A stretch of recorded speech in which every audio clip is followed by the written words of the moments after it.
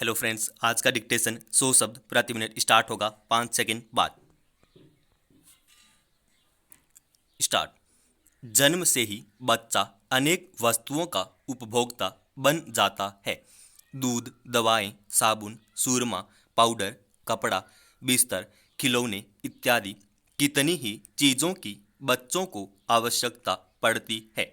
बहुत सी चीज़ों में होने वाली मिलावट या घटिया चीज़ें बच्चों के स्वास्थ्य को प्रभावित करती हैं।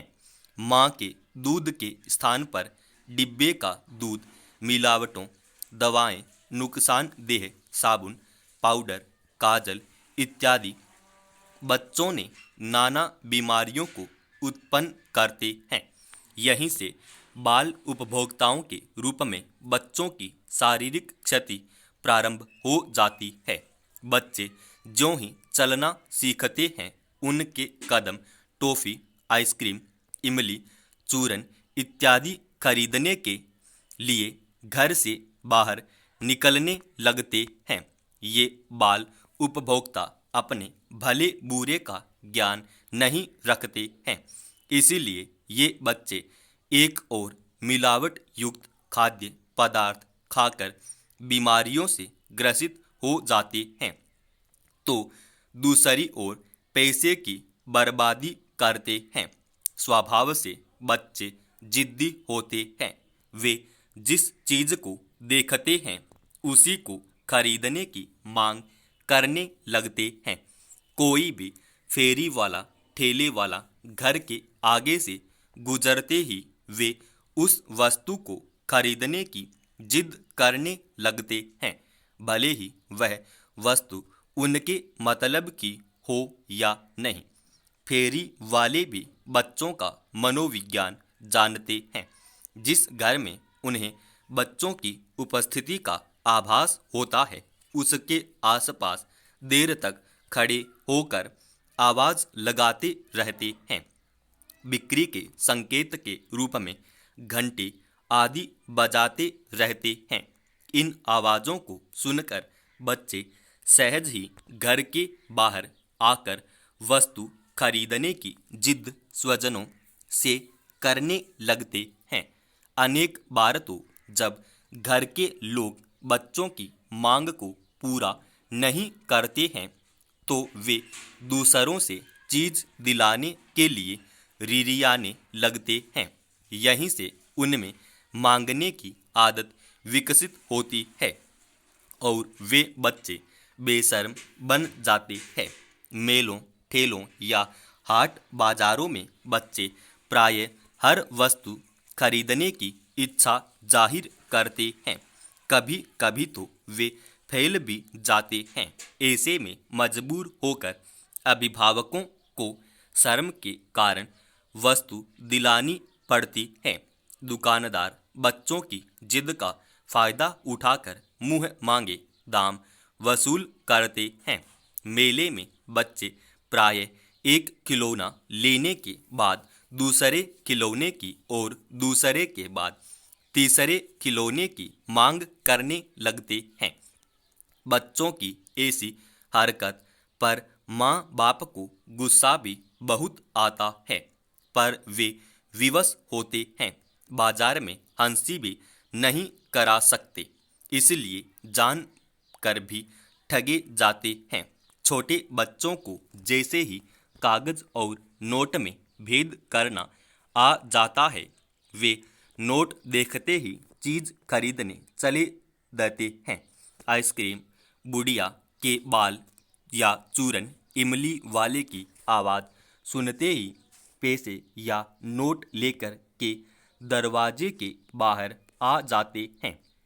उन्हें न तो यह ज्ञान होता है कि यह 5-10 पैसे का सिक्का है और न ही वे जानते हैं कि नोट कितने का है। उन्हें तो हाथ का पैसा या नोट देकर चीज चाहिए। श्रीमती नीरा एरन ने बताया कि उनका बेटा बंटी फेरी वाले की आवाज़ सुनते ही रोने और मचलने लगता है। आखिर उसकी जिद पूरी की जाती है। एक दिन में सो रही थी। आंख खुली तो देखा कि बंटी आइसक्रीम खा रहा है। मैंने पूछा, यह आइसक्रीम कहाँ से आई? तो कहने लगा, मैंने आपके तकिए के नीचे से नोट निकाल कर आइसक्रीम खरीदी है।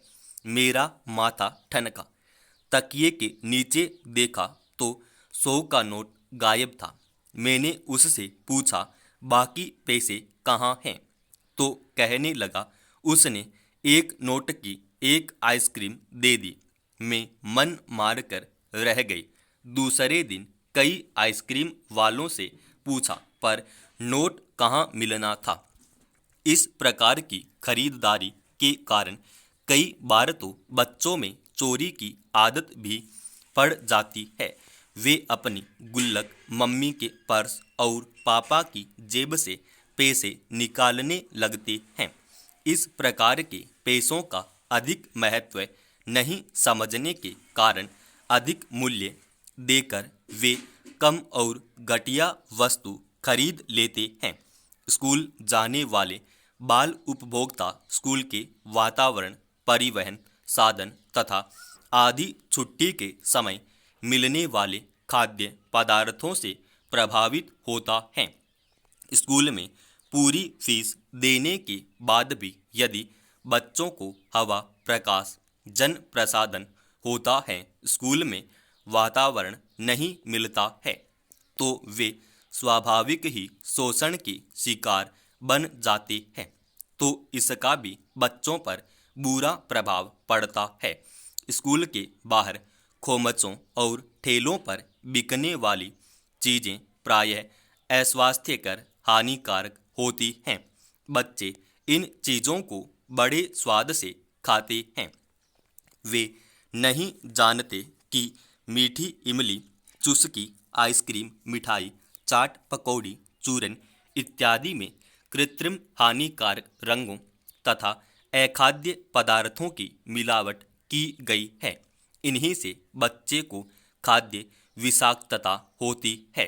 इन सब कठिनाइयों से बचने के लिए बच्चों को प्रारंभ से ही जागरूक उपभोक्ता बनाने का प्रशिक्षण दिया जाना चाहिए। आज के आर्थिक उपभोक्तावादी संस्कृति के युग में बच्चों को खरीदारी से वंचित नहीं रखा जा सकता। इसलिए बच्चों को पैसे का महत्व समझाते हुए सही खरीदारी का व्यावहारिक ज्ञान कराना चाहिए। मेलों और बाजारों में बच्चों को ले जाते समय उनको पहले ही समझा कर ले जाना चाहिए। सामाजिक कारणों की तरह मानसिक तनाव और अवसाद पैदा कर रही हैं। वैज्ञानिक दृष्टि से संपूर्ण अभाव ने भी भारतीय समाज को प्रगतिशीलता से काट दिया है। हमारे समाज का अधिकतर भाग गांव में निवास करता है। ग्रामीण समाज में अभी अंधविश्वास और रूढ़ियों का बोलबाला है। वैज्ञानिक उपकरणों का उपयोग बढ़ा है, किंतु विज्ञान की यथार्थकारी दृष्टि विकसित नहीं हो पाई। विज्ञान के बढ़ते प्रभाव ने हमारे समाज को एक चौराहे पर लाकर खड़ा कर दिया है। उसने शिक्षित वर्ग में विवेक, बुद्धि, तर्क, कौशल और यथार्थ दृष्टिकोण को विकसित अवश्य किया, किंतु मानवीय मूल्यों की बलि चढ़ाकर ही वह फूला फला है। विज्ञान ने कोई नया नैतिक मूल्य विकसित नहीं किया और न ही पुराने मूल्यों को संरक्षण प्रदान किया। विज्ञान पोषित औद्योगिक क्रांति ने बेकारी की समस्या बढ़ाई और हस्त कौशल प्रधान शिल्प को दोयम दर्जे का बना दिया। विज्ञान प्रदत्त मनोरंजन के साधनों ने मानवीय संस्कृति के प्रचार प्रसार के बजाय पाश्चात्य संस्कृति को प्रोत्साहित किया। परिणाम स्वरूप भारतीय समाज में आधुनिकता, जो भारतीय जड़ों से ही विकसित होनी चाहिए थी, आयातित उपरंगी और विसंस्कृति कारक बनी। समाप्त।